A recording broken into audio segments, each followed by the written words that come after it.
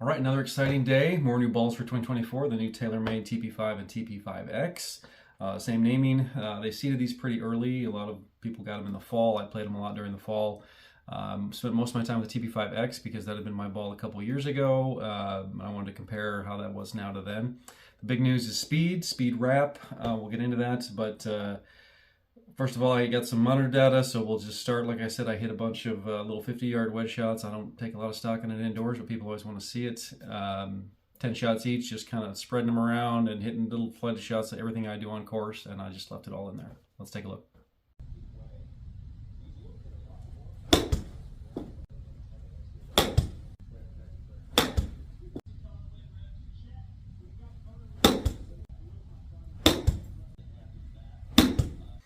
All right, I don't know if you could hear it, but the TP5 is definitely still a little softer, softer thin cover on both of them. It's actually really thin and pliable. If you ever get to take one apart or see one in pieces, their cover is really stretchy and soft. But 5 layers still, obviously, and I mean, you can see the numbers pretty similar. TP5 spinning just a little bit more. Like I said, hit a wide variety of shots, just left it all in there, and a little bit of spin separation, but a couple hundred revs is kind of going to be the theme on this too. And I'm hitting the new Motion Diamond, so I can tell the difference in the video, which is instead of the picks now, they have the Motion Diamond, where it's a little more orange. It's a diamond shape, a little more orange through the middle, black's pushed to the outside, gives a little wider stripe rotation, look on the ball, and they have their new alignment, obviously. I repeat the process, a little more full sand wedge. Like I said, lots of different shots that I would play on the course, traps, cuts, all that stuff. Let's take a look.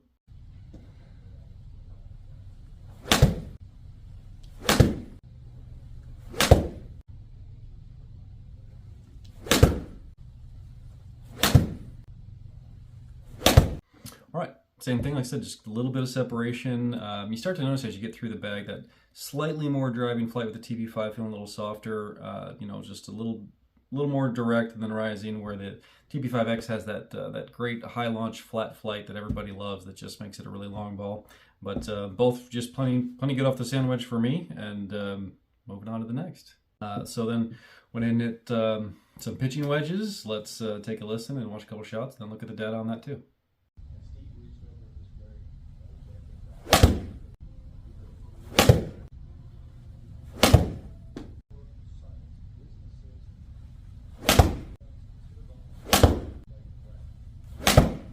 All right, same thing, just hit all the kind of shots I do on course. I had the one miss early on, but traps, cuts, everything that I would hit, and same, just a couple hundred revs between them. You really do feel the difference, and the big news, like I said, is the speed wrap in the course, which is the weirdest name ever for a core additive that makes the core less dense, creates more of a muted sound because there's more space for the air to travel, or the sound to travel in there. Lets them firm up the mantle layer and get more speed out of it, more compression, firmer mantle. But to name something speed wrap that's on the inside, in the core, I'll just never get that. It's really odd. This ball's been fast. I'll say the TP5X has been a bomber off the tee on course all through the fall. It's a long ball, and it definitely feels a little faster this year. And I could tell the difference in feel between the new one and the old one 10 out of 10 times. It is completely noticeable on full shots. But like I said, with the wedge there, just taking it nice and easy. Still got the bum calf. Not a whole lot of difference, just in feel and a couple hundred revs. And while we're talking about the course, I kind of botched the cut on this one. Our little chihuahua tried to trip me up while I was doing it. It's TP5, it's TP5X. Layers look pretty consistent on them, but 5 layers. You can really feel that mantle layer. So even though it feels a little softer on full shots with the core, there's definitely a little more click, than some others around the greens, things like that. Like I said, I played the X a lot, and I kind of wish I had spent more time with the TP5. It has a special place in my heart. I have a hole-in-one in Albatross with the TP5, even though I don't play it really very often. But seeing the spin numbers on things and the feel of them, I kind of wish I'd done more of that outside this fall. But let's take a look at some 7-irons now and see what we get there.